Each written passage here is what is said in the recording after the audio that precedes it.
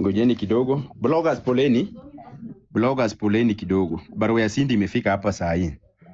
I want us to read together.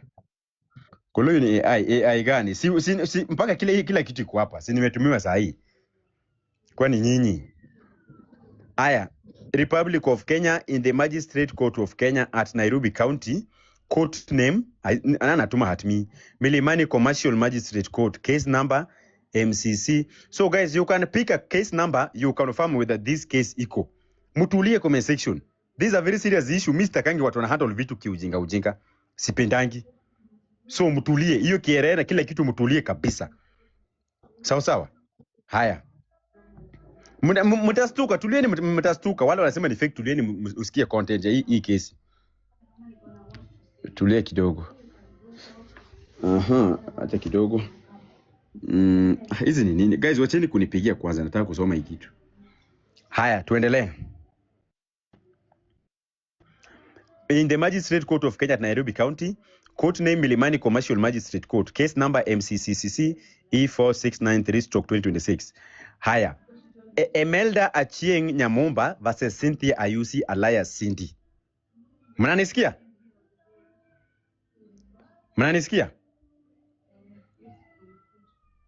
Okay? Sawa. Emelda Achieng versus who? Versus Cynthia Ayusi. Haya. Hizi nini inazima haraka hivi?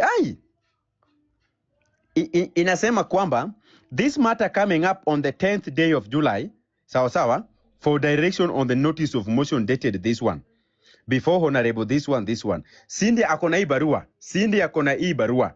Amekuwa akipata mara mingi na block huyu lawyer. Amekuwa akipata hii barua mara mingi sana. Anajua Cindy has this barua. So nyinyi mkistuka Cindy akona hii barua. Sawa. Haya.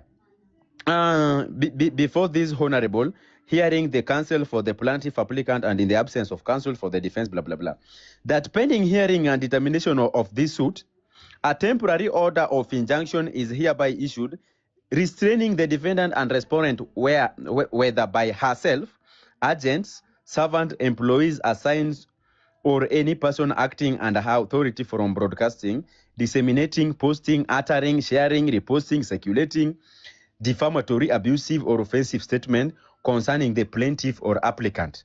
Sawa. That the pre-trial conference, 11th August 2026, given under my hand and seal of the Honorable Court, this 10th day of this one, Sikulitumwa, penal notices took notice that any disobedience or non-observance of the order of the court served hereby will result in penal consequence to you and any other person disobeying or not serving the same. Sawa. So, this one is what Cindy has. Sawa. Cindy akona hii barua. So sababu nimetumiwa hapa, nimeambiwa kwanza amekuwa akiblock. Alitumiwa kitambo sana, si sahi. So umejua court naye itapeana arrest warrant. So that is why nimetumiwa hii barua. Kwa sababu court inataka ku prepare arrest warrant. Hajakuwa akiobey hii barua. Hizo ndio nimeambiwa. Cindy ako nayo. Cindy akona hii barua. Anajua hata mtu ametuma hii barua. Guys, this is Amy America. This is Amy America versus Cindy. Are we together? Huyu ni Amy America versus Cindy. Sawa. So nimetumiwa hii barua ni post. Nitumie Cindy nilimtumia last time hakusikia. Mtu amemtumia lawyer hii barua hakusikia. Okay? Nilituma mtu in person amwambia hakusikia. Kuna hii kesi yenye iko hapa. Amy America versus Cindy. Sawa. Na mumeona ni kesi mpaka imezainiwa.